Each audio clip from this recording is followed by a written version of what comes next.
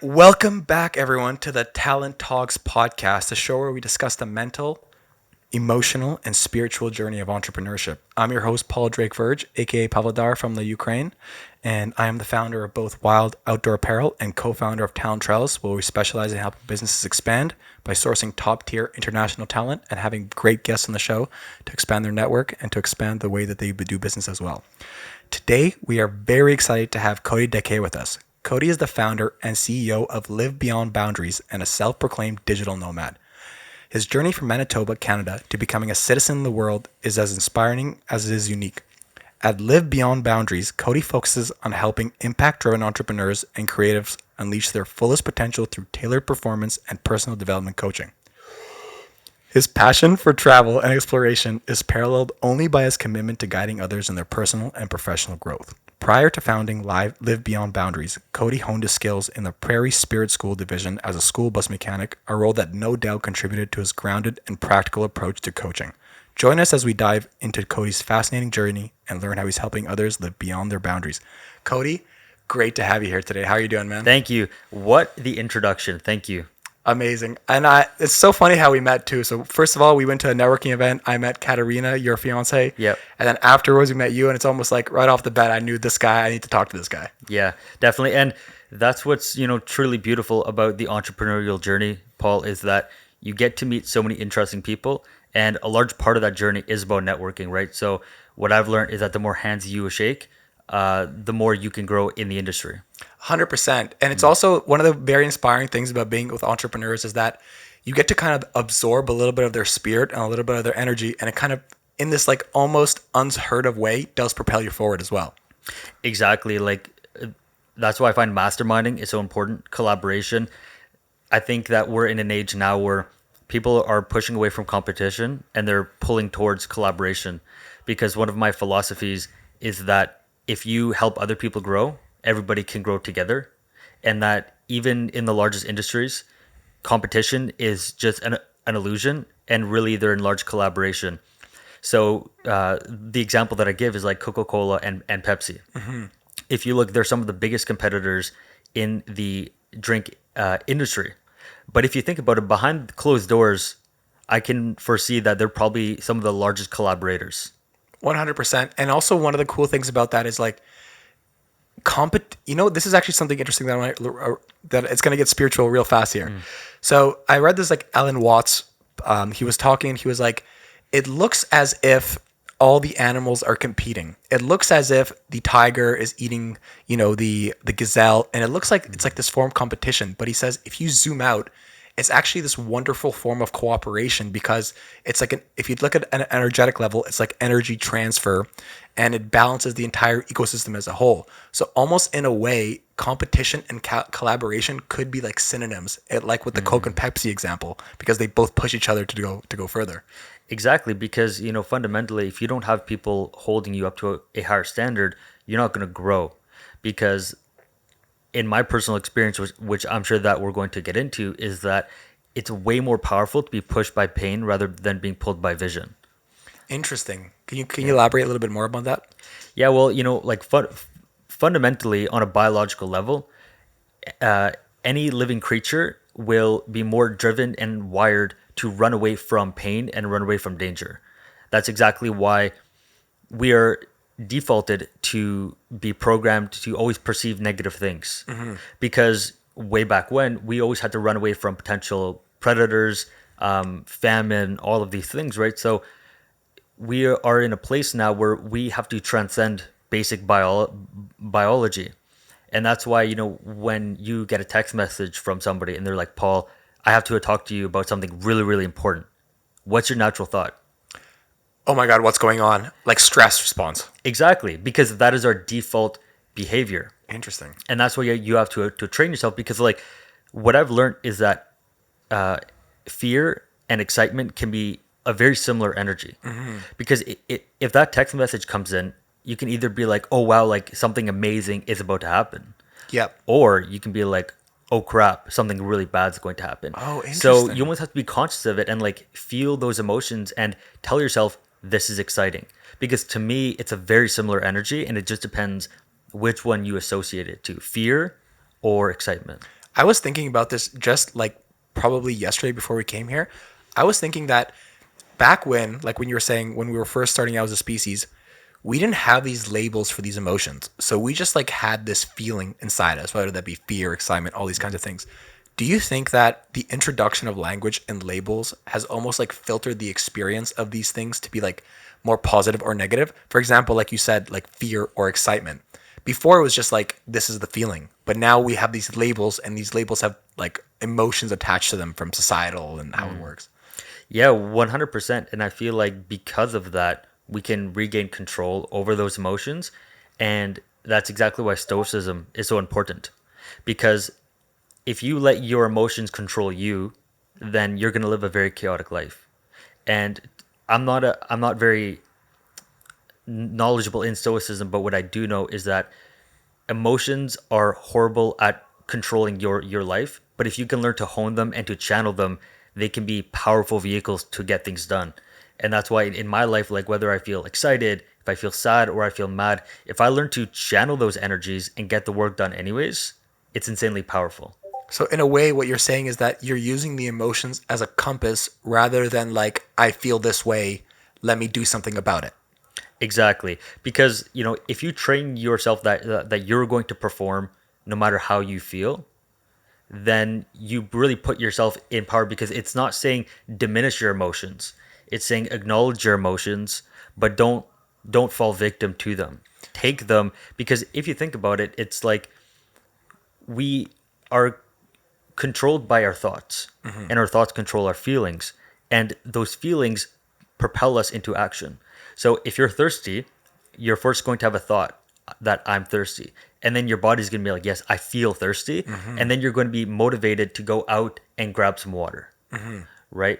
But the thing is that you have to learn how to control your own thoughts, but also the feelings that are associated with it. Because again, sometimes it's like, well, a feeling can be associated to two different emotions, like fear or excitement. So it's like, well, how do you want to label that, and how do you want to channel it? And what you just said about previous, what did you just say? Sorry, I got blank for a second. What did you just say just before about channeling the emotion? Just before this. Well, just about channeling it is that. f- to be honest, I don't remember what I said. Okay, never mind. I now I remembered. So first of all, let's break it down to the basics. First principles. What is a thought, and how do we discern? Is that my thought? Is it a generation of the authentic me, or is it someone else's thought? How do we know this to be the case? That's a very good question, and I've just been recently learning more about this, because one of the philosophies that I embody, although it's pretty far out there, is that most thoughts are not generated by us. We're just tuned into them. Interesting. So kind of like how a radio, all potential radio stations exist, like they're all out there right now. But when you're in your car, you can tune it to a certain station. So it's like if you turn it to a certain number, you're going to get country. Another one is going to be rock. Another one is going to be a radio show. But it's like all of those channels exist all at once, and I feel like that's the exact same thing for streams of thought. And it all depends which one you're tapped into. And how would you go about tapping into different channels? How do you tune it? Well, part of it is being aligned to that certain alignment of thought, right? And that's where I feel imagination is ultra important, because the way that I view imagination is like your workshop. Okay. And we have a few things that we can control over, and that's our thoughts, our feelings, and our actions, right? But within our thoughts, one of the higher faculties that we can control is our imagination. So if you are continuously imagining certain scenarios in your life, you're going to attract more thoughts, more feelings, and more results that are in alignment with that. And when you say imagination, let's break this down for the viewers to give them more practical advice. When you're imagining, are you imagining the scenario? Are you imagining your role in the scenario? Like how detailed are you getting with this imagination? So what I learned was that different people imagine in different ways. Some people are more visual, some people are more auditory. The way that I visualize is very, very visual. So I imagine scenes, scenarios, situations. So if I'm imagining, for example, coming here, right? Then I would close my eyes and I would picture basically like a living movie of me being here.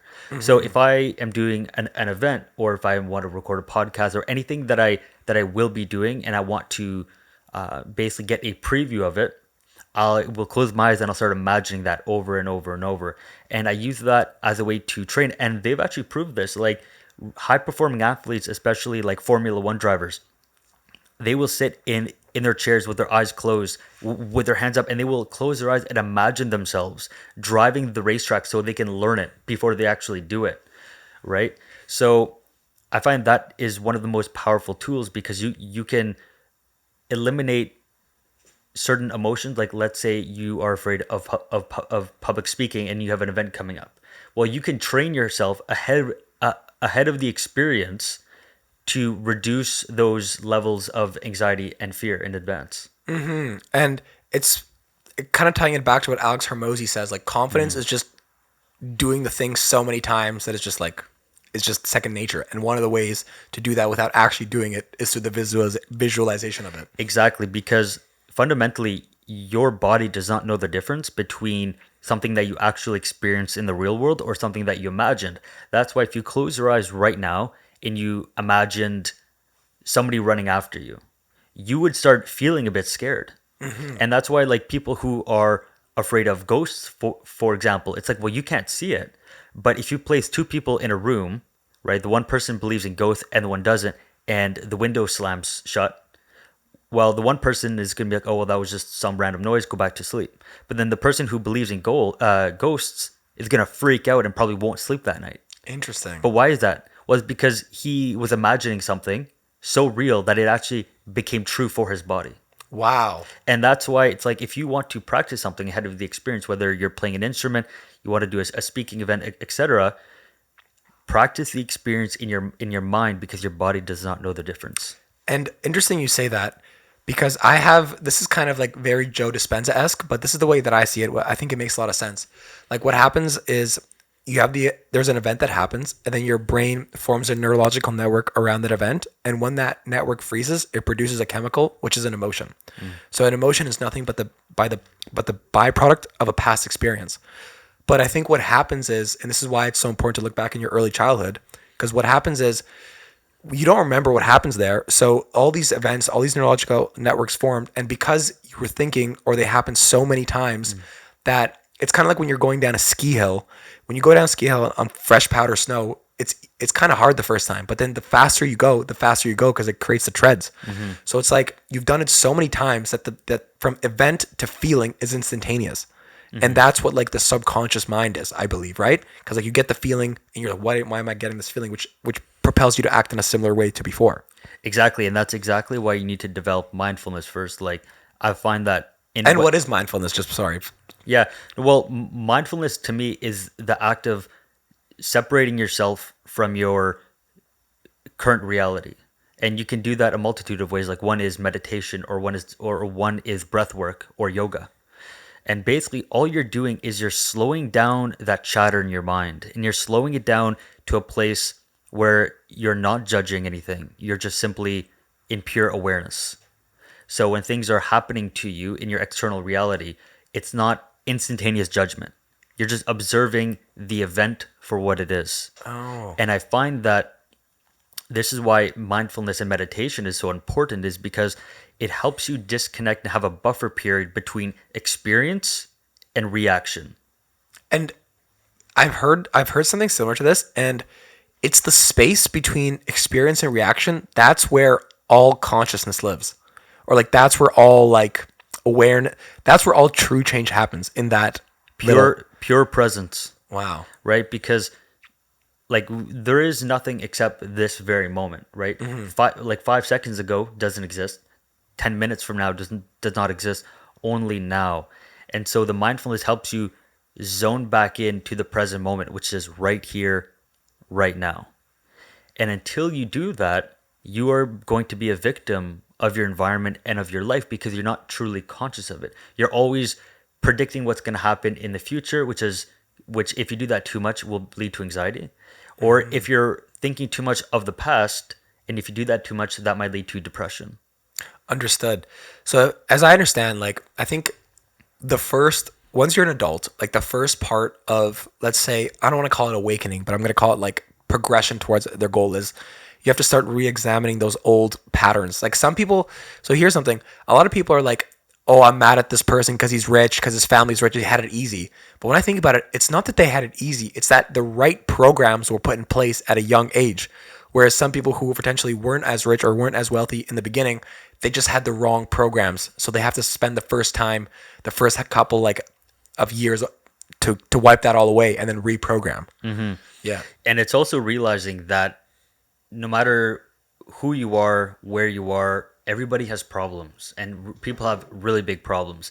And I think that that's the issue with traditional success, is that we think that when somebody achieves a level of success or fame, that they have no more problems. But in reality, they probably have more problems, because how you make money in business is by solving problems. Exactly.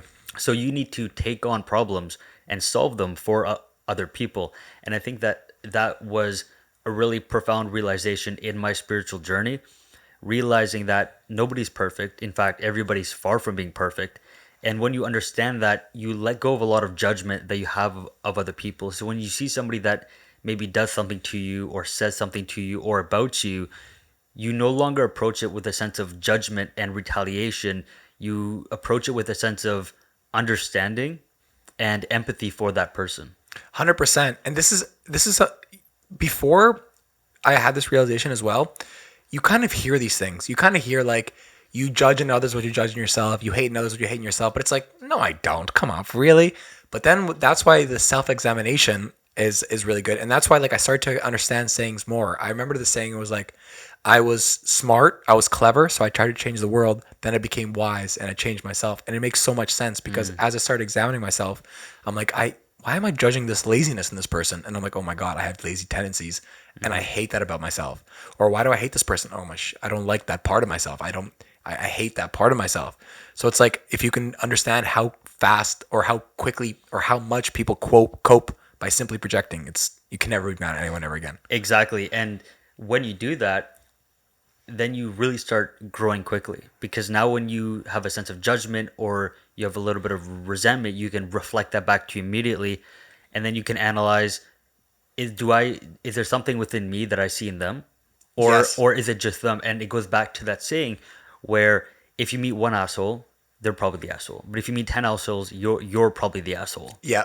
Right? So if you start seeing patterns in your life that are cycling over and over and over, whether it's you can't seem to ever make money, or people seem to always be rude to you, maybe it's worth looking into to see, is there something that is within you that can be changed? I had this epiphany. I'll tell you the first time, I'll tell you the exact moment my spiritual journey began. I went tree planting, and I was a city boy tree planting, right? And if anyone from tree planting is watching, they'll tell you. But I remember I came in there and I was like, I'm going to be a millionaire. Like, they're going around in circles and like, hey, I'm a van lifer. I'm like, I'm going to be a millionaire. I'm from Toronto. And then everyone, like, I didn't realize, but everyone hated me, right? And then later people started coming up to me. He's like, hey, Paul, you're not such a bad guy. I'm like, what? What are you talking about? But I remember distinctly, I was sitting, we were getting like, in the mess tents, Yeah. those like ones that look like army camps. And in the morning you go and you get food. So this guy beside me, his name was Matthew Stackos. I still remember this. He was from Queens, and he was listening to something in his ear. And I was like, what is this? And he was listening to Personal Power 2 by Tony Robbins. And I'm like, and I guess I respected him. And I was like, so that it was that moment where I started reading and started really getting into this journey. And it was just so funny that it happened during tree planting, like the most weirdest time. Yeah, well, I mean, on the note of tree planting, the biggest blessing that I got from doing that was the ability to separate yourself from conventional society. Because if you think about it, when I went tree planting, it was the peak of COVID, right? So our camp is 200 kilometers away from the nearest town, which was Quesnel, British Columbia, which is like far up north, right? So one, you're isolated completely from modern day society, and it's COVID, so you can't leave camp. So it's like the only way you can leave camp is if you quit. So we were 4 months without connection to the outside world. Wow. So that does a lot of things to you, because you start getting rid of all of your bad habits, or you start becoming aware of them, right? Because you have no internet, you have no phone access. So you're forced back into the real world, right? And then when you do that, everybody is allowed, everybody's able to express themselves freely. Because why do people not change? It's because they've grown around the same group of friends since high school. Yeah. And then whenever they want to change, their friends come up to them and they're like, Paul, you're like changing. You're not who you used to be. Like, who's this new guy, whatever. And then you'll stay the same.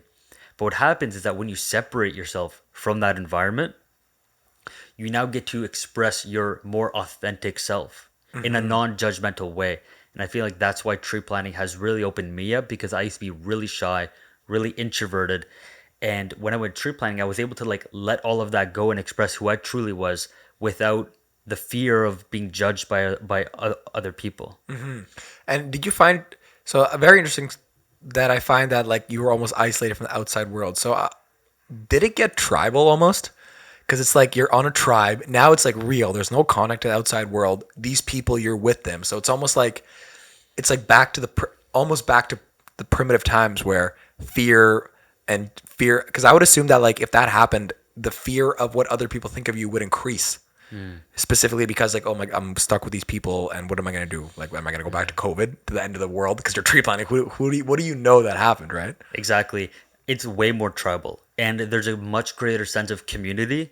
And because of that, it forces you to behave in a more aligned way, right? So, What do you mean by aligned? well, aligned with with the group of people and the energy that the people bring to the table. So with tree planting, everybody places a big emphasis on showing your authentic self. So when you're in a small tribal space filled with people that are just letting loose, you're naturally going to do that, because we're all extremely influenced by our environment.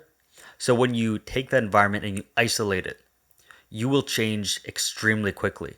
And I was actually having this thought because I was writing a post about how our environment changes us.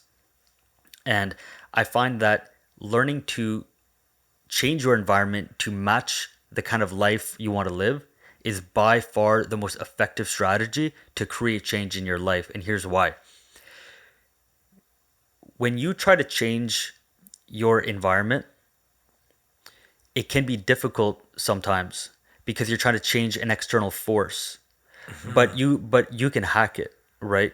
So if you are surrounded by your old high school friends your entire life and they're not really aligned with you anymore, and let's say you want to become the best rock climber that's ever lived, well, the wisest thing you could probably do is create a new group of friends that are really good at rock climbing, or that want to get really good at rock climbing. So let's say you start surrounding yourself with like Alex Honnold and some of those phenomenal rock climbers, Yeah. and you start hanging out with them and you start climbing with them, you will grow exponentially quicker than if you went by yourself. And it's because those people are already at that level. And so therefore, those habits and traits, you're going to attract them like osmosis. Yeah, I agree with you here, but I have a slightly different perspective on it, because I actually did a TikTok post about this a while ago, and I was like, they always say that, hey, if you want to become better in whatever discipline, find 5 friends who are already doing it and going there. Or like in my case, if I want to be successful, hang around more successful entrepreneurs. But then I'm thinking, why in the hell would they hang out with me? Like, why would they hang out with me at the current person that I am? And so what my perspective was, I have to do the internal work first. I have to get rid of some of that shame, some of that guilt. And the way that I tested it out was, here was my test. When I walk into a room or like some sort of networking event, if I'm naturally drawn towards people and we have interesting chemistry with the people that like are more on the path, I know I'm on the right path. However, if I talk to the person that I'm naturally drawn towards and they still kind of do the same habits and behaviors, I find that I'm not different in that. I'm not at that level yet to attract those new kind of friends or have chemistry with those new kind of friends. So is there any practical advice? How do you take yourself out of the environment and put yourself in the other environment? Because I feel like there's just going to be dissonance. 100%. And I would have to say that it cycles back to mindfulness. Because when you practice mindfulness and you are aware of your current life, you're aware of the thoughts that you're thinking, the feelings that you're feeling, and the association that those have with your external reality, you're able to now be much more intentional with what kind of energy you put out in the world, meaning how you carry yourself, the words that you speak out loud, how you carry yourself when other people are around.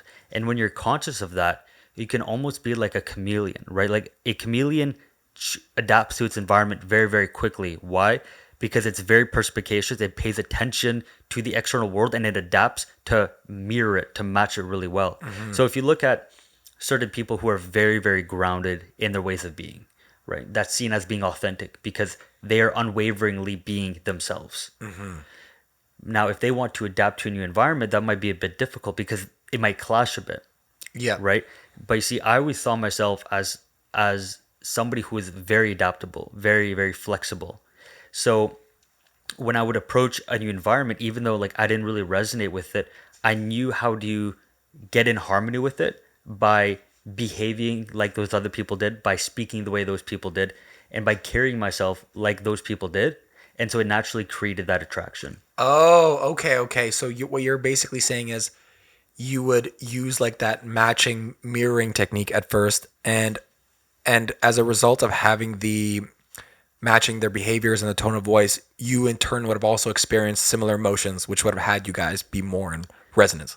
Exactly, because people like other people who are like them. So if you have the same haircut or the same beard or you have the same values, etc., people are naturally going to like you more. Because Right? it's a reflection Because of their own of how right they are in a way. Right? because like people are very egotistical, and so they like other people that are like them. Yep. So if you can mirror that person's behavior, they're going to like you a lot more. Which allows you to mold into an environment a lot easier. 100%. Okay, that totally makes sense. So give us some examples of like how you personally did this in your life. When did you first have this realization and how did you start applying it? Well, I became conscious of this when I first started traveling. So when I started traveling across British Columbia, I started noticing that I was changing very quickly, like my personality was changing. So when I was in BC, I surrounded myself with a lot of people. I guess you can call them hippies, right? There's people who love to live a naturalistic lifestyle. I get that, man. Away from conventional society in the forest, like living a pure life. And what I found was that my beliefs on life, the thoughts I was thinking, my opinions on certain topics started changing. They started molding. And then when I started hanging out with skiers, for example, I started behaving a little bit differently. And then I started becoming a little bit more conscious of this. And then when I came to Toronto, which is a phenomenal entrepreneurial space, I started noticing that my views and everything about my personality started changing. And when I finally sat myself down and I started realizing that our environment has almost complete control over us unless we choose to channel it. Right. And so I started using that as a strength and being very intentional with who I associate with, the kinds of friends that I allow into my life, because fundamentally, if you allow them to influence you long enough, you will change. And the environment will change you in such an intense and rapid pace that you will almost never notice it unless you're consciously paying attention to it. Interesting. And so that can either be a big disadvantage or it can be a great disadvantage, right? So for example, how I was mentioning how I went to a Blue Mountain this past weekend. Yep. One of my biggest struggles was social media usage, scrolling, right? I think everybody can relate that everybody scrolls way too much. Yep. Myself included. Like sometimes I would look and I'm on there for 5 hours. I'm like, that's 5 hours that I could have been doing something productive. But when we went up there, it was 5 of us guys and we were all focused on work. My screen time went, like, it completely tanked immediately. Like I didn't watch TikTok or YouTube videos the entire weekend. And why was that? It was because my environment and the people in the environment changed, and the people in the environment were hyper fixated on work, on productivity, on getting work done. And so because of that, through osmosis, I didn't have to try hard at all, because if they would have been working, right, and I was there scrolling, well, that's not harmonious. Yeah, and people would have been like, a little weird, you know? Exactly, because if you go back to a tribal times, right? If you weren't in the tribe, that means that you would probably die. Yep. Because being out in nature, you would never survive alone. You need that tribe, and so it's a wiring pattern that we try to adapt to that tribe as much as possible, be liked as much as possible, so we don't get rejected. 100%. How much, you told me you started reading reality transurfing. How deep are you in?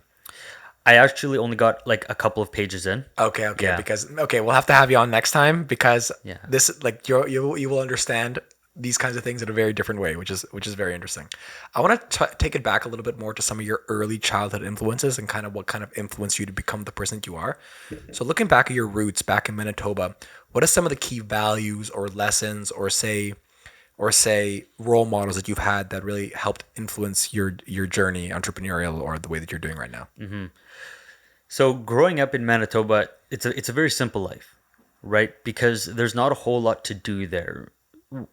I grew up in the south of Manitoba, which is predominantly farm fields, right? So everybody lives in a small town. There's not a lot going on. You know everybody by their first name basis, right? And because of that, I felt like growing up, I was like an empty vessel almost, because I lived such a simple life. But in terms of like role models and inspirations, growing up, I was much more pushed by pain rather than pulled by vision, because going through school was a very challenging time for me. I always struggled with authority.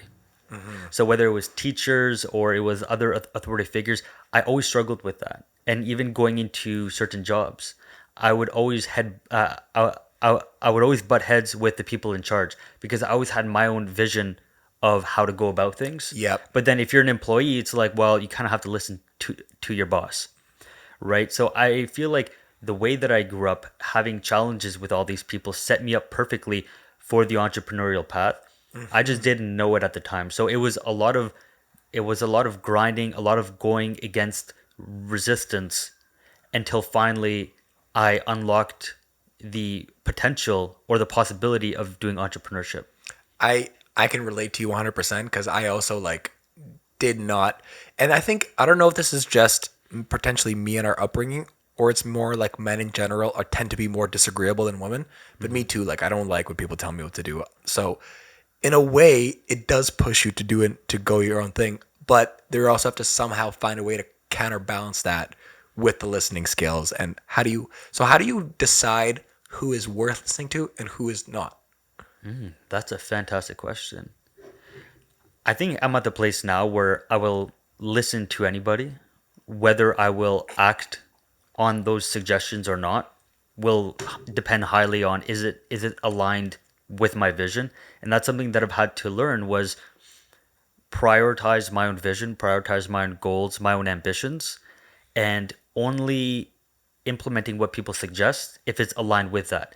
Unless, I mean, there's a couple of key instances where, I might not agree with somebody, but I think that they might be right. But that really dials down to my intuition.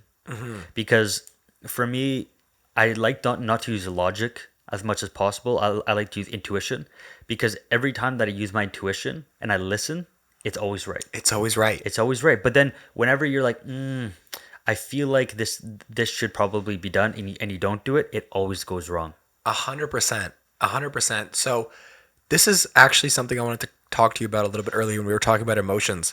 How do you know whether it's an emotion persuading you in a direction or it's your intuition? Very good question. When I feel my intuition, it's always a subtle nudge, and it comes from the gut usually. Like it's like a small hunch. Like you usually can't explain it. Like I feel like an emotion or a feeling, you can justify it, or you can reason with it. But an intuitive nudge, like you usually like can't understand why you feel that way. It just is that way. Yep. And the way that I like to teach people how to strengthen their intuition is when you have that tiny nudge, as random as it may seem, like being like, like sometimes you might have a short glimpse, and you'll look at a phone charger just a little bit too long, and then you're like, maybe I should bring that. Yeah. I don't know why my phone's fully charged, but like something about this tells me that I should bring it. Bring it. And here's my take on intuition too. Intuition, I would say, comes from the heart or the heart or the gut, whichever way. However, you cannot listen to it because it whispers. Intuition is whispers. It's very, very quiet. Yet the mind is very loud. So part of it is, I think, really finding that mindfulness to be able to listen to the intuition. Because if you're just very trapped in certain emotions, your mind is going to swirl, and then your intuition's like, hey, and you just can't even hear it.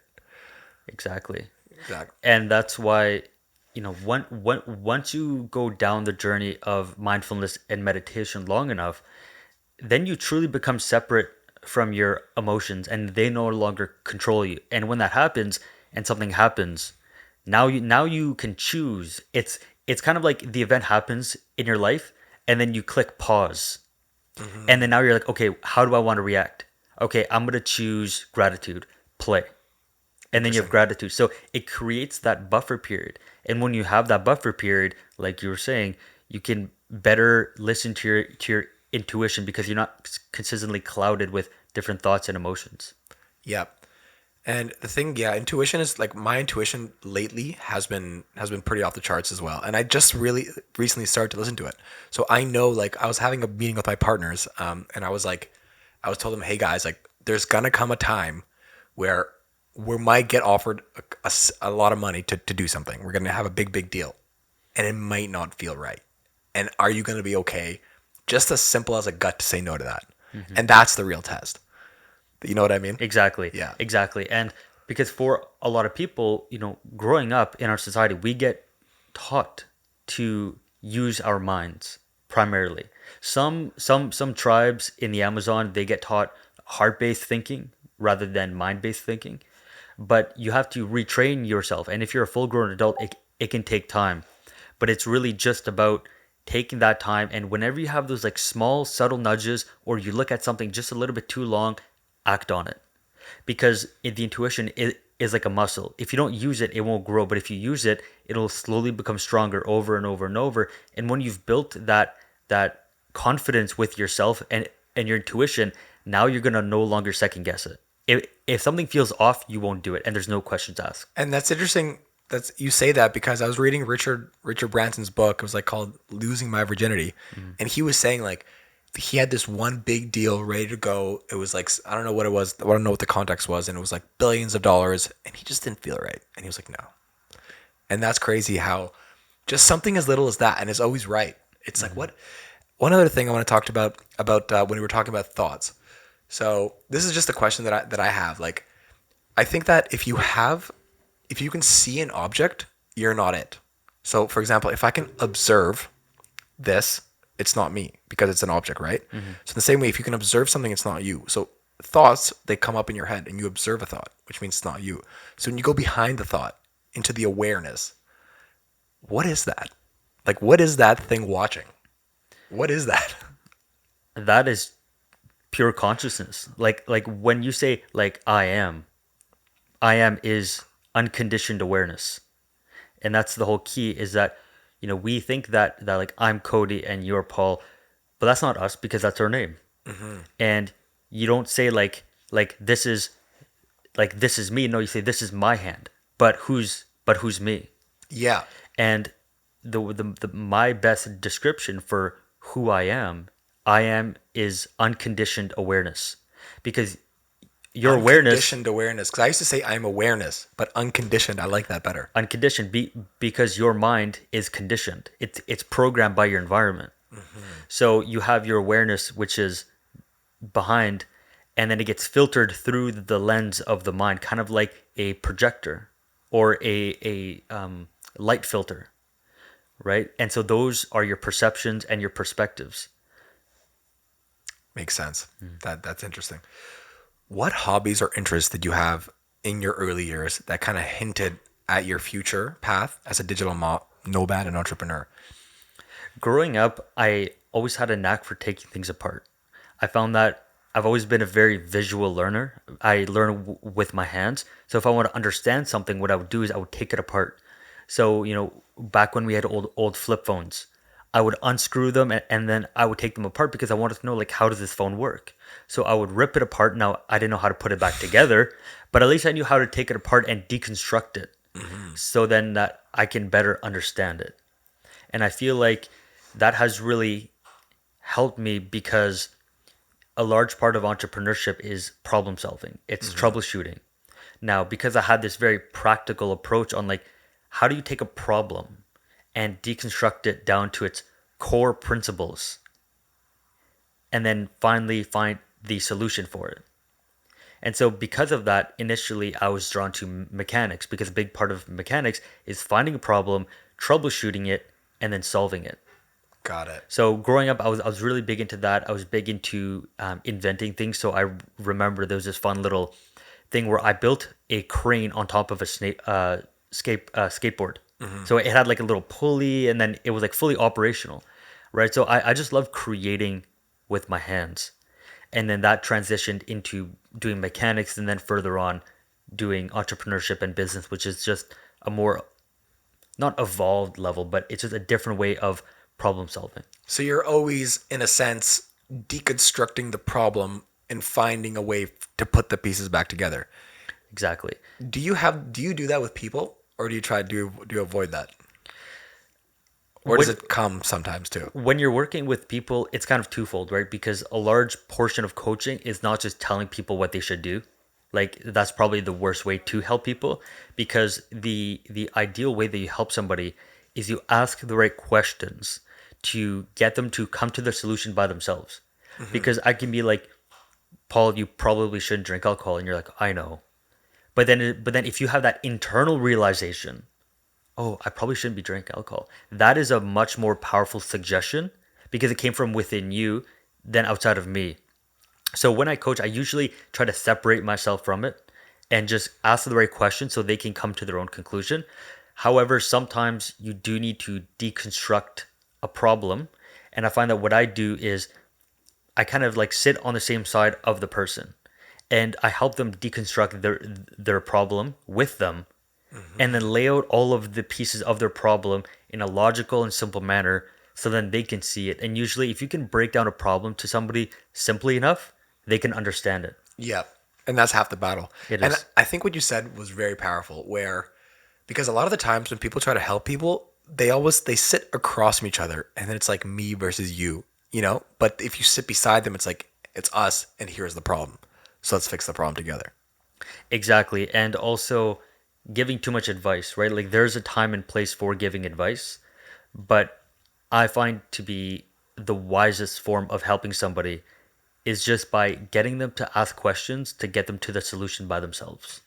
Are you like, when you're asking them the questions, do you have a solution in mind that you're guiding them towards, or are you like kind of playing it in the middle and seeing maybe they came up with a solution that you didn't even thought of that worked better? How do you approach that kind of?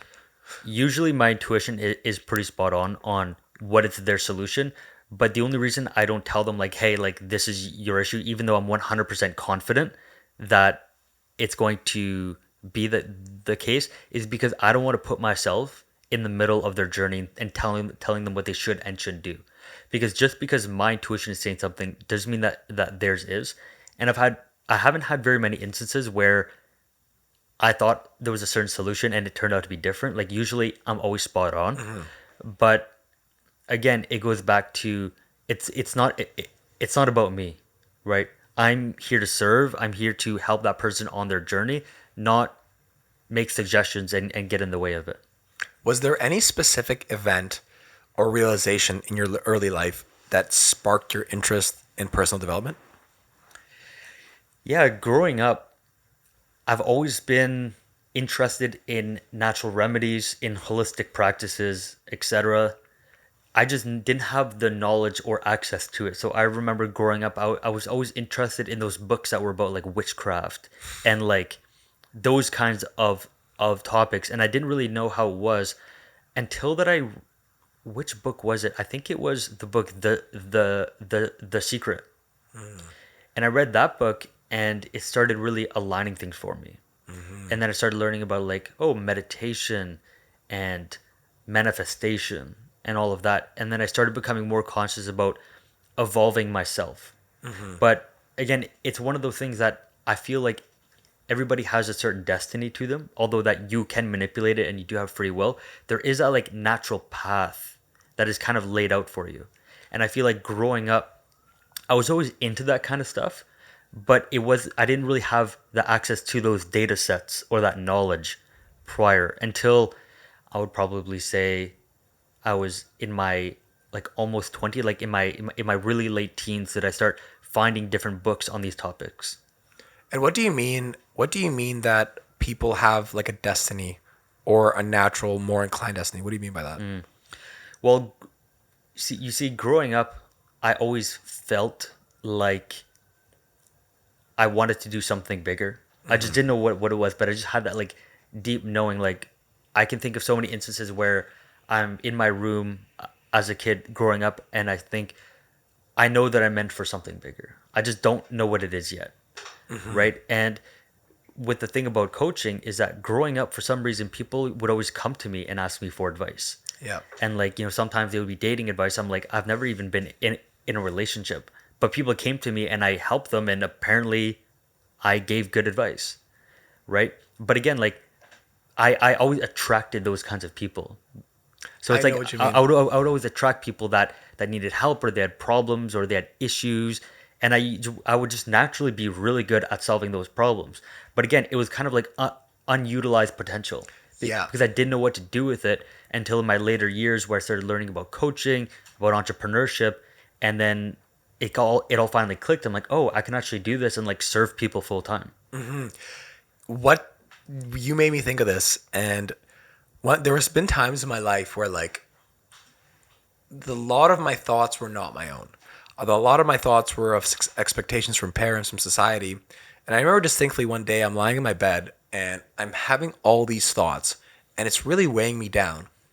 But then out of the corner of my mind, there was this one, like, I call it a thought mixed with a feeling. I call it a feeling. There was this like one feeling at the corner of at my mind, and it was like, you're meant for more, or like you can do more, or it's like you can do better than this, or it was like, and I found that like that little voice, what shocked me was so quiet. It was like it was trying to get out. It was trying to get out, and I never listened to it. And then eventually, I was like, you're right. Like it was right.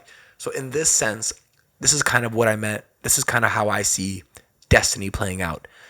You do have free will to do everything. You can, if you want to do finance, you can do finance. If you want to do other things, you can. But it's almost as if you came into this reality with this specific soul goal, I call it. And the sooner you follow it, the quicker you will learn your lesson, the quicker you will ascend up your path. And it's very personalized for each person. But when you don't do it, that's when the sadness and the anger and the depression comes in. So in this way, it's almost like it was selected by you, just not in this plane, in a weird way. 100%. Like that's exactly how I felt growing up, was that I always knew that there was something more, there was something bigger. I'm sure every kid probably thought this, but growing up, like I would close my eyes and I would picture that I was on a big stage and that I was like making it. I didn't know why. I didn't have a reason. And even growing up, like I really loved watching podcasts, and I'm like, I would love to do a podcast. But like me being like 15 or so would be like, you're the most uninteresting person. Like why would you even want to do that? Like you're just not an interesting person, right? But I always knew that I'm like, I bet I'll probably be on one day. But you just don't know the how. And I think that people get really caught up in the how of things. Yep. Instead of the what and the why. Yeah, 100%. And this is something that I've learned like through my own spiritual journey or spiritual path, was like, we're basically big atoms. The way I see it, we're just basically big atoms. We're basically just energy. So you can begin with the end in mind. When you have the end in mind, when you have that picture, and like when you imagine it strong enough that you can feel the emotion of it, in a way you're already making the neural network ahead of the experience. and you're training your subconscious mind, that naturally, whatever way you want to explain it, materialistically, you're training your amygdala to spot out the cues in the environment to get you closer. But it's almost like if you know what it is, you're like this atom that's like searching to make this bigger covalent bond or something. You know, like atoms bond together and create different things. It's almost like you're searching it, and eventually you'll find a network, or you'll find something that will you're bigger, part of the bigger whole. So that's why I think it's not really important to know the process. Why the process like evolves naturally. Exactly. And I find that if you can learn to separate yourself from the how, you free up so much, because there are so many ways or different ways to get to the same outcome. And that bridge, that process is going to be different for every single person.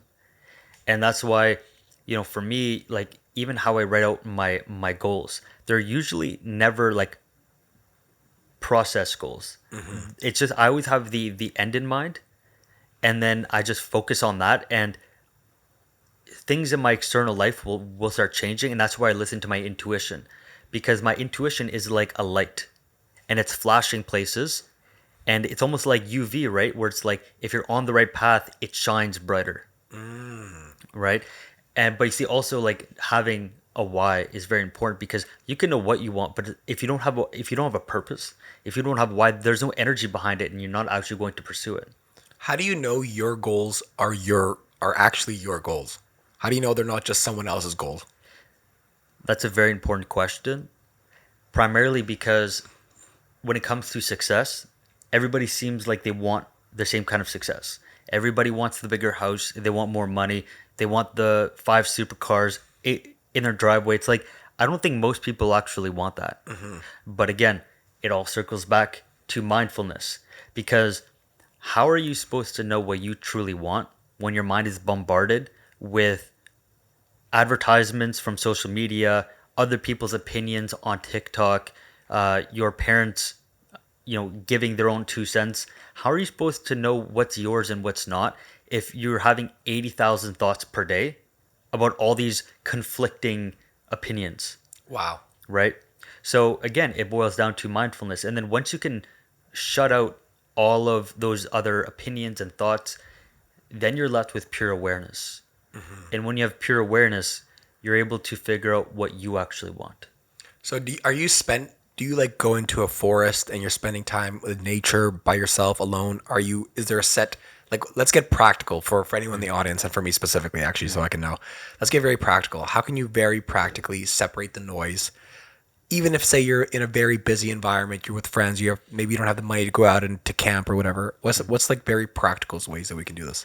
The most practical and simple way is separate 15 to 20 minutes per day of uninterrupted meditation, which you go into a space, whether it's a room where nobody bothers you for at least like starting 15 minutes. Like In the morning, in the night. it doesn't matter. Like if you just start doing it every single day, you're going to start noticing a change within a week or two. It happens very, very quickly. And then eventually, obviously, you want to progress to potentially longer, like maybe doing 2 meditations of 15 minutes or 20 minutes, whatever fits your schedule best. But people who say that they don't have time to meditate need to meditate the most. I've heard of this. Right? Now, the way that I did it, and this is the most practical way to create like a fast change, is try to get away for a couple days, completely by yourself, or going somewhere where you don't know a single person. And that's why I find doing solo traveling, even if it's just for a week or a weekend, going somewhere where you don't know a person at all, or going somewhere where there's nobody at all. I find that really helps out, because see, I didn't know what I wanted until that I went on a 2-month trip to Banff and Jasper. I just knew what I didn't want.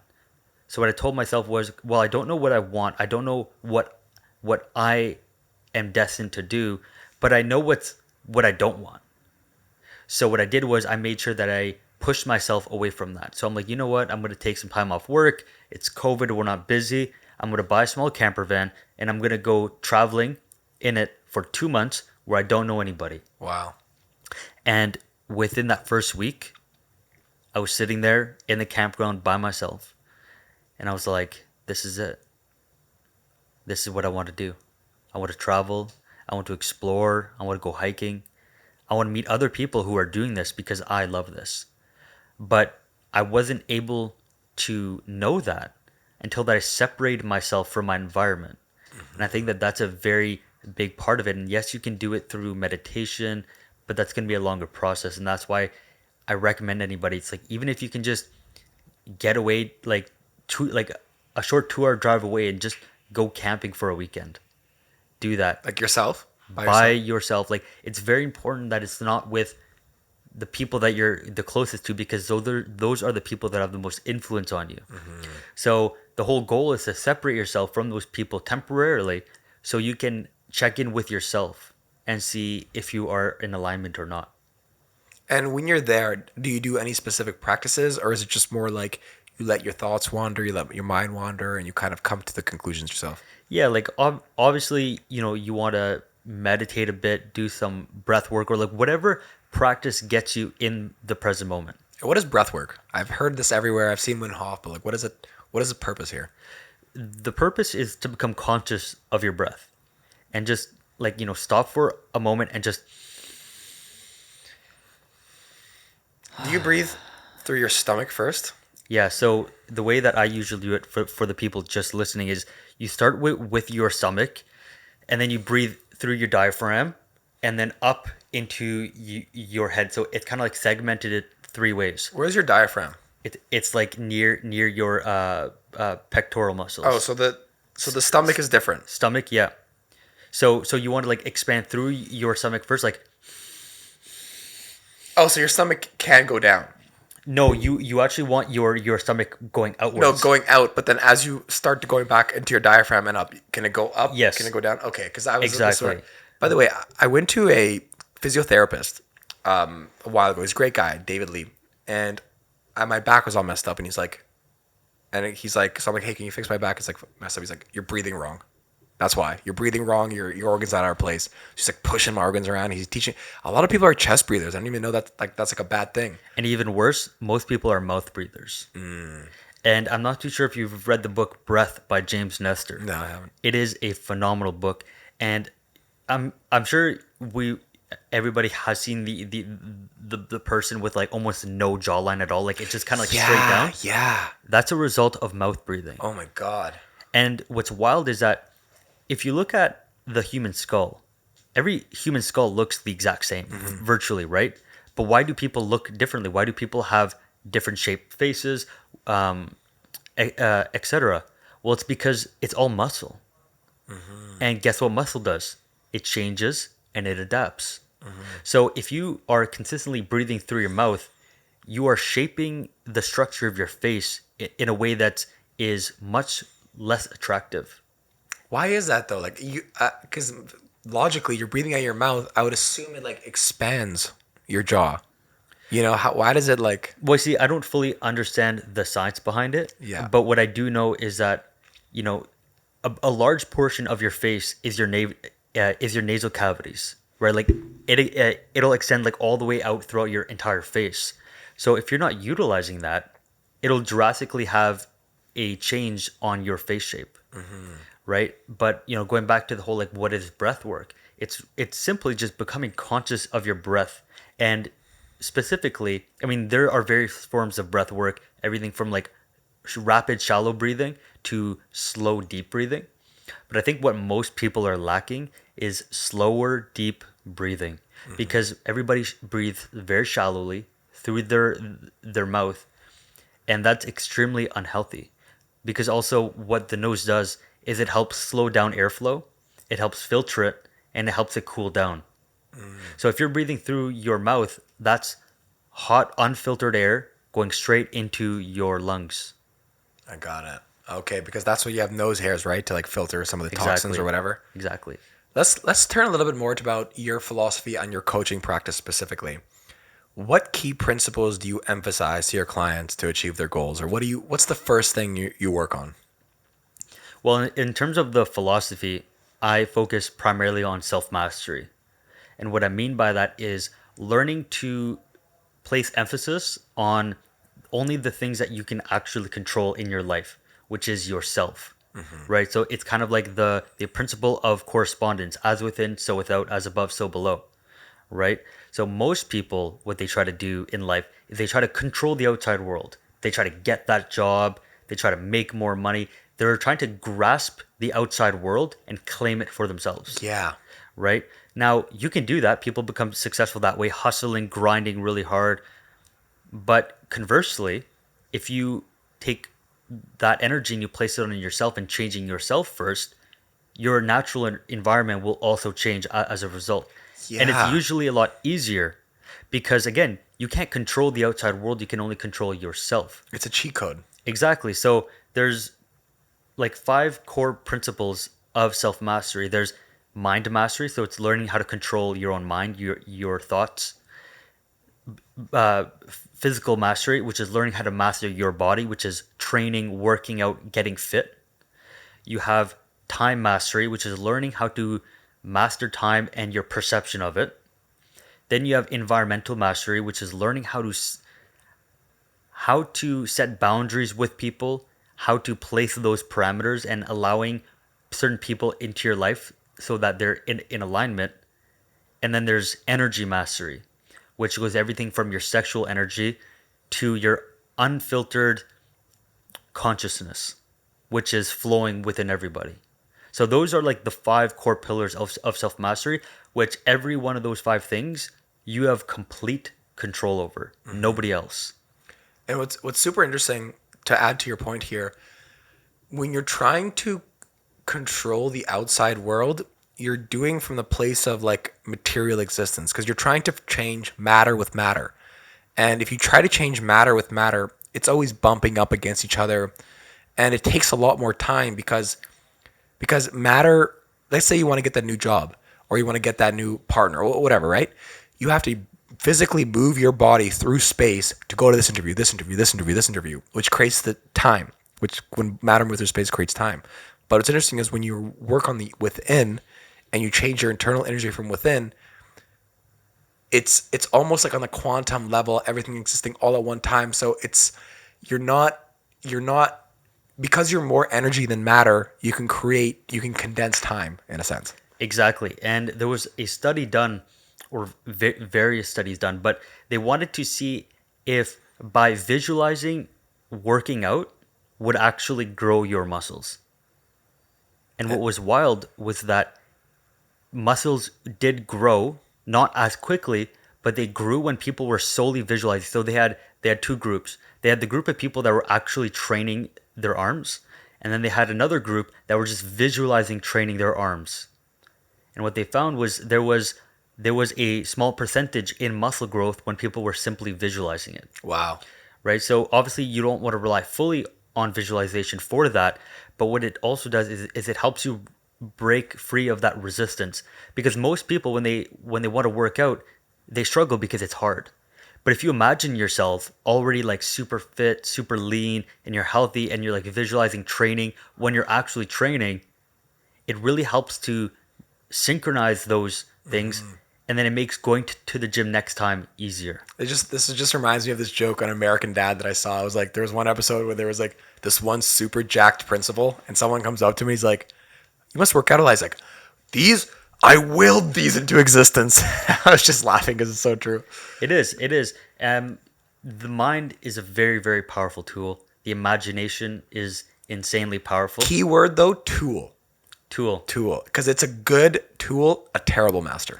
Exactly. Yeah. And if you can learn how to control it and to make it work for you, it's insanely, insanely powerful. The thing about, I'm very biased, or I don't know the proper word, but I'm very like hesitant to use the word control, because control implies like outward manipulation.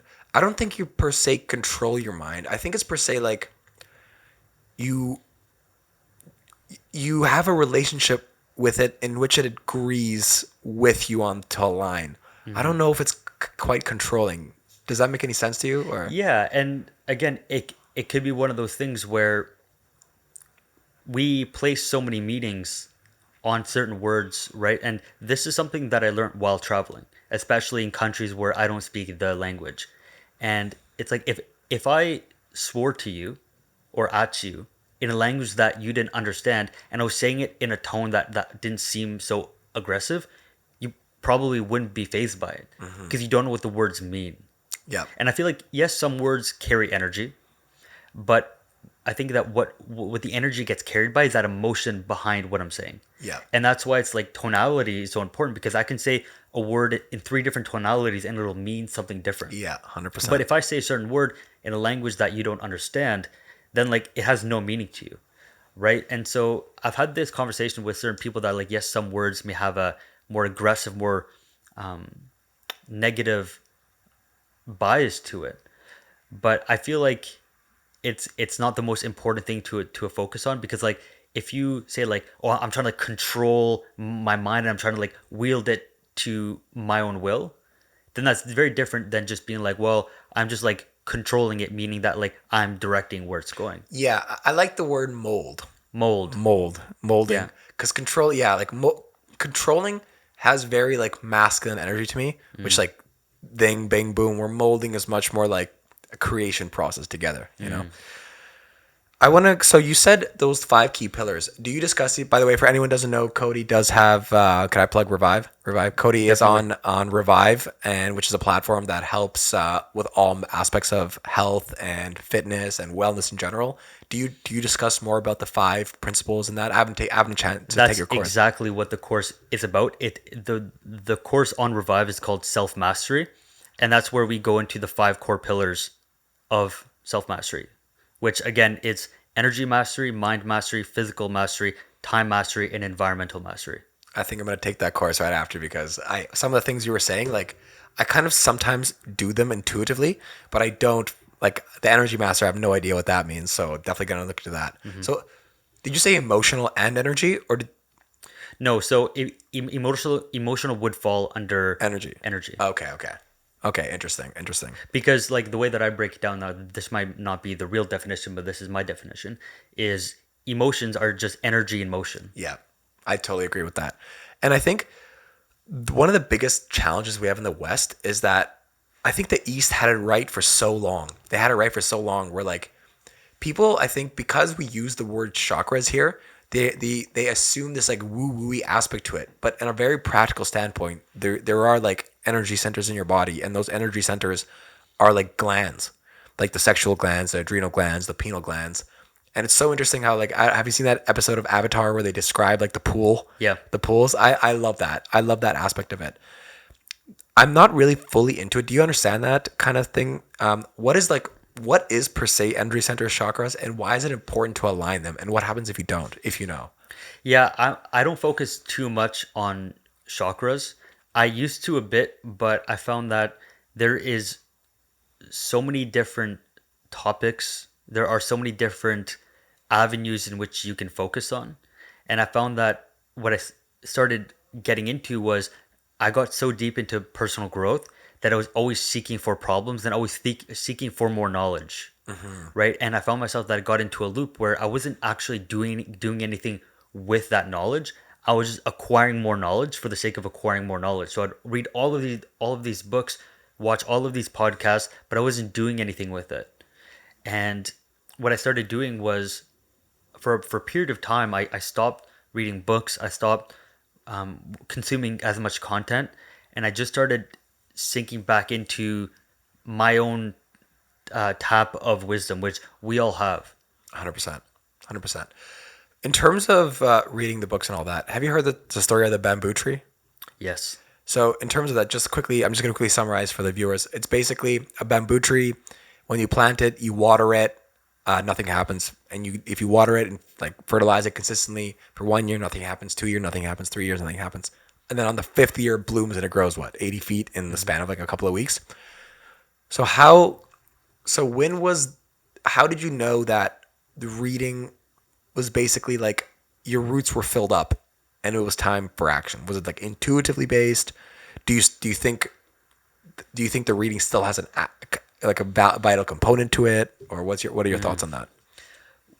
The realization came when I was consuming more and more and more, but nothing was changing. Because in the beginning, I would read something or I would learn about something, and then I would see change in my life because of it, and then I would implement it. But there came a point where I just started consuming more and more and more, and I started losing sense of like myself, because I started associating with all of these books and this more all of this different information, and I got into a point where I was just again intuitively called to be more action biased versus thinking biased. So I'd always contemplate things, think about things, and then really just over the like 2023 really started being guided and called just to start taking more action and learning from that action. Because fundamentally you learn a few ways, right? You learn practically and theoretically. Books is theoretical learning. You're learning based off of what somebody else experienced or what somebody else acquired in knowledge. But you also learn by doing. And I find that the learning that you acquire by doing is a lot more practical because it pertains exactly to your life in every key component of it. And that's why I like to learn a lot through failures as well. It's because it's more personalized to me. So I just started, yeah, just learning through doing. Do you have, because I personally struggle with this, do you have some sort of system or is there a way that you categorize your knowledge or your experience to kind of look back at it? Or is it, do you have this experience and then you integrate the knowledge in some form of way and then you move on to the next thing? Do you have some sort of system for re-looking at things or noting them down, or how do you approach that?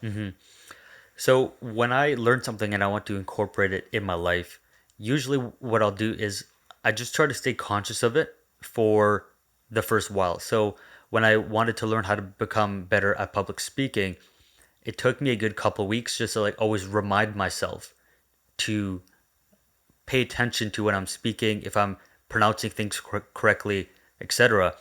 And I find that once you do that for a period of time, you're automatically going to be looking out for it, right? It's kind of like if you think of a green car a lot, you're going to start noticing green cars a lot. Yeah. So when I want to grow at something, I place a lot of emphasis on paying attention at a certain domain of my life, and then eventually it just becomes second nature. So now I don't even think of these different things consciously, like speaking properly. It's all subconscious now. Oh, okay. So basically, you have a new skill for the first little bit. You have it in your conscious awareness, and then eventually it becomes second nature. Do you have? And I struggle with this. Do you have multiple skills or multiple things you're trying to keep conscious of at the same time, or you simplify, do it one thing at a time?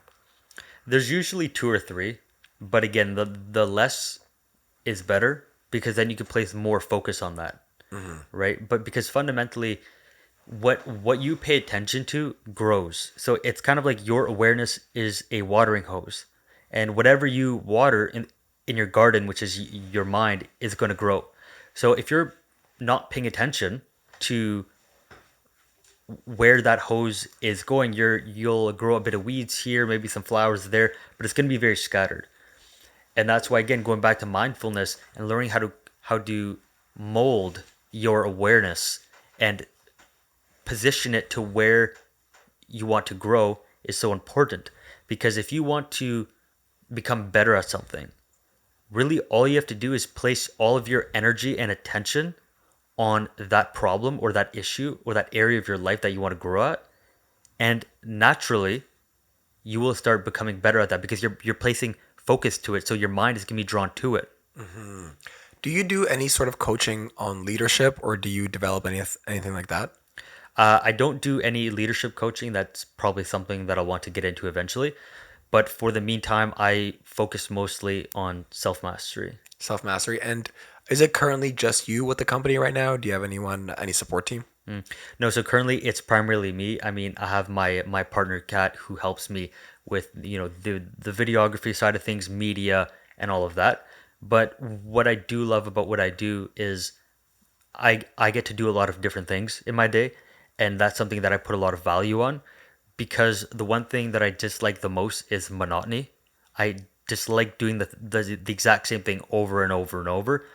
So I'm in a place where, yeah, I mean, I can outsource a lot of work, but I also really enjoy the idea of doing many things throughout the day. And especially because I had ADHD growing up, I couldn't What use is ADHD, by the way? ADHD is attention hyperactivity deficient disorder. But what is it? What does it like look like? Like, what does it feel like? Because sometimes I think I have it, but I don't know. Yeah. Like, is it something?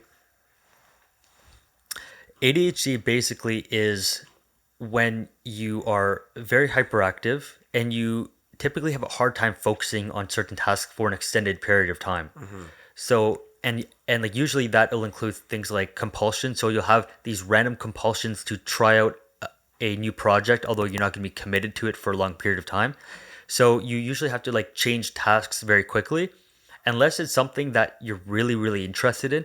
And it's like you can hyper focus for hours and hours and hours and be completely like it's almost like you zone out Yeah. from reality for a bit. But if it doesn't interest you, good luck, you're not going to retain anything. And that's why I really struggled in conventional classrooms because at that time I could care less about what they were teaching. I wanted to go do my own thing. So that's in a nutshell what ADHD is. And I mean, I've learned to manage it over the years very well. But the one thing that I still have a difficulty with is staying on task for a long period of time. So the way that I schedule my days, I'll do coaching from this hour and this hour. I'll do marketing from this hour and this hour. I'll take sales calls from this hour to this hour, and that way I feel like I'm switching between tasks very very quickly, and my mind can stay entertained. So, do you still manage to achieve any sort of flow with that, or what is the task that, like, for you, that's the one that you really nail it on? It's very random because I don't consciously choose like, oh, like I'm gonna flow with a certain task. It usually just happens. I found that what I flow at the best with is writing. Like usually when I start writing, I can really get into it to a flow of it, but it usually just happens. I got it. I Right. got So it. it's kind of like, some days I'll be doing something and it doesn't work whatsoever. But then the next day I do it and I get this burst of inspiration and I bang out all of the work within a fraction of the time that it took me the day before. Okay, that makes sense. In your coaching practice, I'm assuming you're seeing a lot of different clients. Is there something that you're noticing that is the most common obstacle that you see that your clients face, and how do you kind of guide them through it? The primary obstacles that I see has to do with fear and imposter syndrome. But imposter syndrome really is just the fear of not being good enough. But it all results back to fear. And this is something that I realized in my practice is that everybody feels fear. It doesn't matter if you're somebody who's just starting out business or somebody who's a multimillionaire. Everybody experiences fear. It's a completely natural and biological response. But the issue is that many people, they hold themselves back because of the fear. Either because they're afraid of what other people are going to think about them, they're afraid of, that they're going to fail, or they're afraid that they're not good enough. And that stops a lot of people. And what is some practical advice to get through that? Well, really, the thing about fear is that you need to step out of your comfort zone. Because if you're in your little bubble of what you consider to be comfortable, growth cannot happen there. Yep. So the most practical advice that I give is start teaching yourself to get outside of your comfort zone. And the best way you can do that is do something every single day that is wildly uncomfortable, even if it's just like 10 minutes. And that's why I love doing cold exposure so much, is because no matter how long you've been doing cold exposure, it will always suck. Yeah. So it's like every single morning, like I'll just have a really cold shower, even if it's just for like 2 minutes. But after that, you're like, I did something consciously that was uncomfortable. And now when that fear response comes up, now let's say you're doing public speaking and you feel those butterflies and you're afraid. Now you're going to have more trust in yourself. You're going to have more confidence to actually push past that fear and do it anyways. So it's almost like baby steps.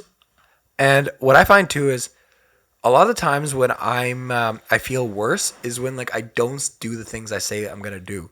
So do you find that also like being like, hey, I'm going to do this at this time, however small, and then doing that, and then building, and then building, and building? Is that like a correct approach to it, or how would you go about it? Yeah, you need to develop trust with yourself and your word, because we all know those people that just talk and talk and talk, but they don't do anything.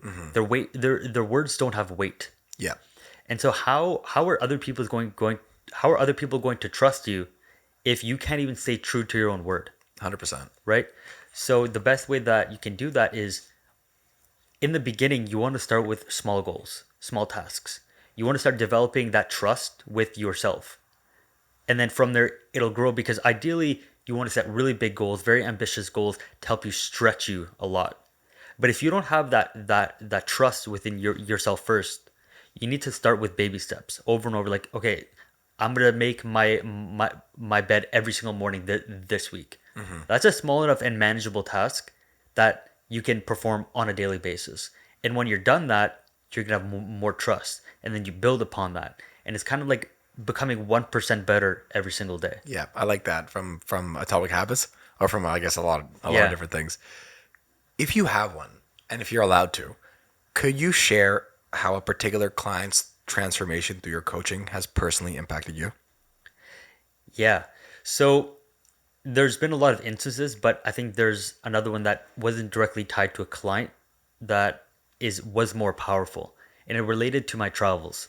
So when I was in Mexico, there are a lot of children there who are trying to sell tourist jewelry, right? Because primarily, like, many of them are very poor, and kids typically sell jewelry because, people have a soft spot for children, right? Yep. So what I started noticing is that these kids were hustlers. They were going up to every single person, but the thing that I noticed that impacted me the most was the way that they responded when people said no. Because here in the Western world, like Canada, the US, whatever, is that when somebody tells us no, we almost get offended by it, Yeah. or we get discouraged. We're like, they had told me no, Yeah. right? And we get defeated really well.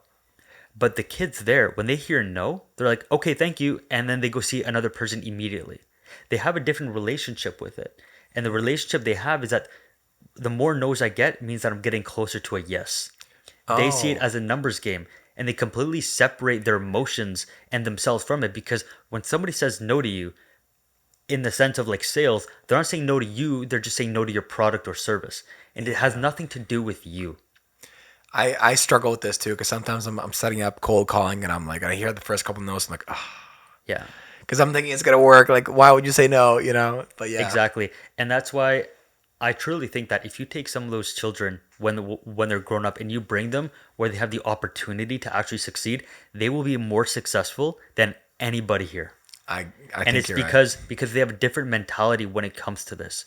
And that really had a profound change on how I do sales and how I do business, is separating myself from it and not being discouraged if somebody doesn't want what I have to offer. That makes sense. So there's a disconnect. So you're not getting emotionally attached to it, and that way it allows you the freedom to act faster. Exactly. Because then you're no longer tying the outcome to your own personal self-worth. Exactly. Interesting. How do you balance how do you maintain balance and well-being while managing the demands of being a digital nomad or running a business? How do you stay centered?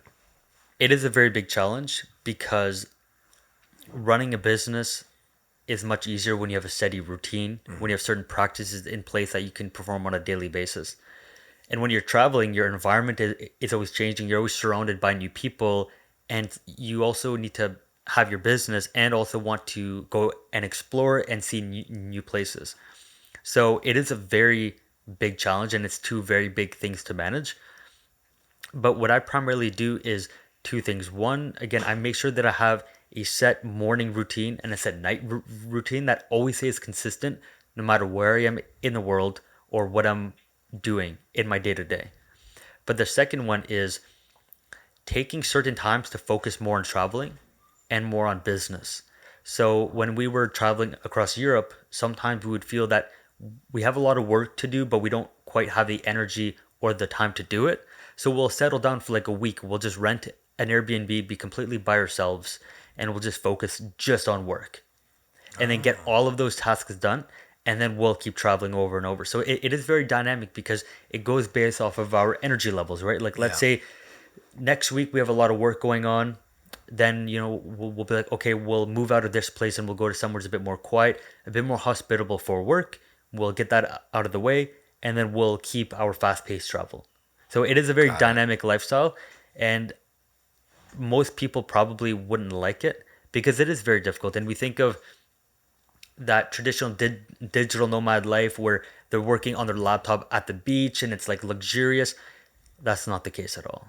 Because let me tell you, the most distracting place to do work is at a beach. Yeah, I can imagine. With music going on, people swimming, kids screaming. It's the worst place to do work. So everybody has this fantasy about working abroad, living in Bali, all of these things. And that's not the reality at all. Like, what you'll end up doing if you're actually going to succeed is you're probably going to be working at a co-working space or in your own Airbnb, whatever, and then create that separation. Because if there's no separation, it's either your travels are going to fall apart or your work is going to fall apart. Makes sense. And I want to go back a little bit first for your morning routine. Because I get the importance of it. It's not so much for like, I need to per se do it all the time, but it's like, what are the general principles that you follow regarding it? Because I kind of switch it from time to time. I'm flexible with it, but I don't feel that sense of like stability regarding it. Well, I think that there's a big misconception with morning routines that it has to be this big complicated practice. Like, you wake up at 4:30 in the morning, you do this cold plunge, red light sauna, meditation. Really, it doesn't matter what you're doing as long as it builds a sense of stability. And it's something that helps you ground first thing in the morning. So for me, like, I really love just 15 minutes of meditation first thing where you just completely relax. Sometimes when I was in a place where I didn't feel like meditating, I would just drink my morning coffee in complete silence. No phone, no reading, nobody around me, just drinking coffee and just contemplating life. And I would do that for like 20, 30 minutes. And it's a form of meditation of sorts. Yeah. Exactly. So it really doesn't matter what you do. And to be honest, it probably shouldn't be this like long 3 hour long thing. Just something that like grounds you every single morning after you wake up and then right before you go to bed. Got it. Can you share any significant learning experiences you've had while traveling that influenced your coaching philosophy? Yeah, well, the biggest one really went back to the experience that I had with those kids in Mexico. Like I've learned a lot throughout traveling, but in terms of like actual practical entrepreneurial tactics, that's what I learned the most of. The hustles. The hustles, and really learning to separate your emotions from business. And like that's why you see predominantly, although it is changing rapidly now, that the biggest people who succeeded in business were men.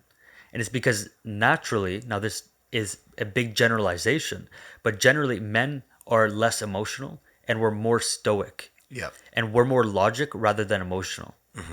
Now, there's a big place for emotion in business, but I feel like that's what it takes too. You have to be very logical at times and separate your emotions, because if you can't shape your emotions to match what you want to do, then you fall prey to them, and then you can't grow nearly as much. 100%.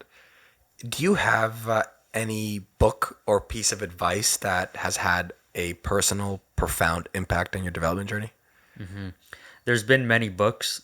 The one that I feel like really started me on this journey was Think and Grow Rich by Napoleon Hill. I feel like that one is like the core staple in so many people's entrepreneurial journeys or even just personal development journeys.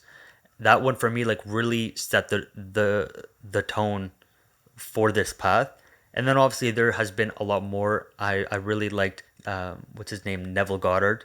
Oh, I haven't heard of him. He was a really good one as well. I think he made most of his work during the 40s, 50s, 60s. So like quite some time ago. But the primary one was definitely Think and Grow Rich, and then from there just evolved. Understand. Yeah, I've read Think and Grow Rich. Like that was a good first starting one, it didn't really resonate with me as much. So that's why I look for books more that resonate with me. And that's the ones I read more often. The ones that are like, Yeah, you know what I mean? exactly.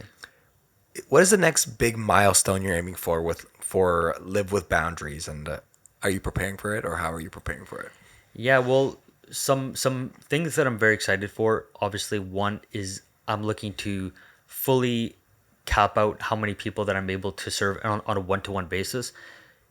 The thing that I don't resonate with is doing group coaching or helping multiple people at the exact same time. For me, I feel like I thrive on a one-to-one basis the best.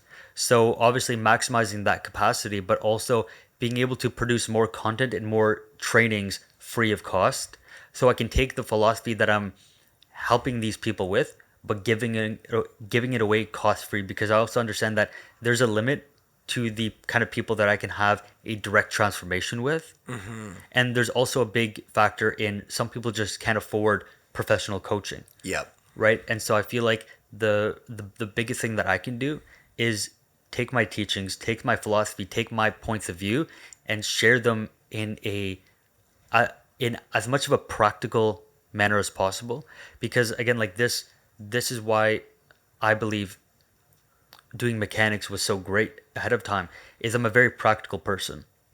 And the issue that we have in the coaching and personal development industry is that people are coming up with these complex philosophies that are so complex and intricate, and that's great and all for thought experiment, but they're not that practical. So it's like, if I tell you something or if I teach you something, it has to at least have real world tangible use. Because if not, then it's only useful in the purpose of philosophy, Yeah. which is useful to a certain regard. But it's like, if you can't actually do something with it, most people won't follow with it. Because if you're not unless you're into philosophy, then you just want something that'll solve your problems, Yes. right? And so a lot of what I do is I make sure that everything I do is extremely practical. And this is something that I'm still evolving with right now, is learning to take all of my teachings and make them as practical and as useful as possible for as many as people as possible at a low enough cost that that every single person can afford it. It does make sense that, like, if you just pump out a ton of content, because that way you can kind of like give. I like what Alex Hermosi says about this. He says, give away your best stuff for free, but then sell the implementation, because people will see people when you give away all these great advice, like on this podcast. If we're going to see a lot of clips of this going forward, people are going to be like, wow, this guy really knows his stuff, and they'll just want to work with you just because it seems easy, but it's much more difficult for them to actually implement it themselves. Do you know what I mean? So Exactly. So it's also a good way to get more business. Everybody, not everybody, but most people know what they should or shouldn't be doing in their life to improve their life, but most people don't do it. Why? Because they don't have accountability and they don't have people holding them to a much higher standard. Yep. Right. And that's the purpose of coaching, is that like what I teach somebody in a one-on-one session it might be the exact same thing that what I'm putting out online. But the difference is that there's that sense of accountability, Yeah. and there's somebody holding them there to that higher standard, and that's when they're going to create that change. That accountability is so important. Accountability is so important.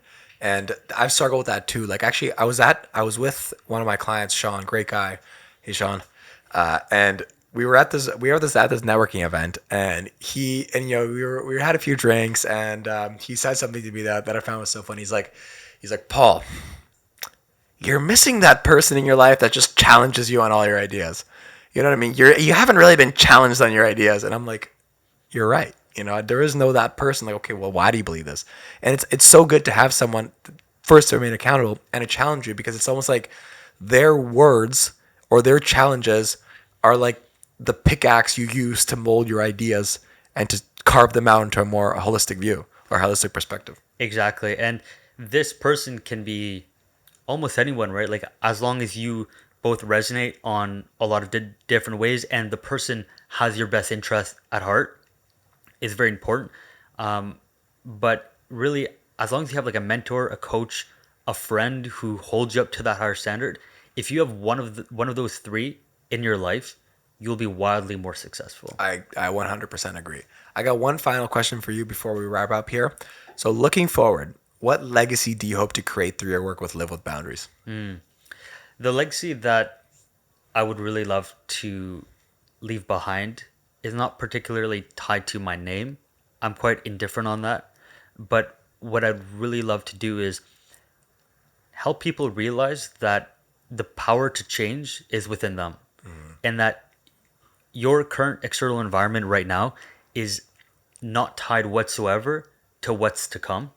And the only factor that's going to decide that is yourself. And that is probably the most terrifying, but the most relieving news that they're ever going to hear. Because that means then that if you choose to take ownership over your life and ownership over all of your past mistakes, that you now have the power to create that change. I think ownership is the most important thing. And I think it's so powerful and so overlooked because the victim mindset is addicting. But the problem with the mixed victim mindset is it's their fault. They did it to me. I can't do anything. It's out of my control. But ownership is like, it's almost like, okay, well, what role did I have in this? Because there always is. Exactly. And, you know, if you take it to the extreme, it might be unhealthy. But every time something happens in my life, I always ask myself, what did I do wrong? How could I improve?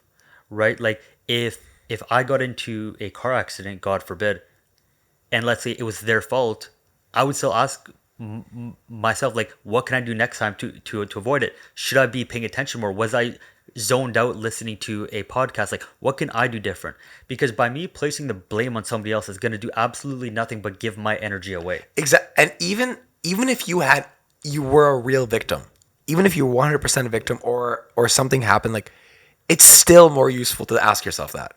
Exactly. And when you do that and you finally overcome that hurdle of victim blaming, then you were completely liberated. Yeah. Because now it's like, well, if I want to change, I just have to change. And that's why I think it's so important to own your problems, because by owning your problems, you own the solutions. Exactly. Or you can create them. Exactly. Cody, man, this has been a wonderful podcast. I think I'm definitely going to listen to this 100 times because there's a lot here that I personally need to work on and integrate, which is why a lot of the questions I was asking you. Do you want to leave the listeners with any final quotes or statements, and where can they find you, and where can they kind of follow and keep up with you? Yeah, so everybody can follow me on my social media platforms. I'm mostly on Instagram at nomadic_Cody.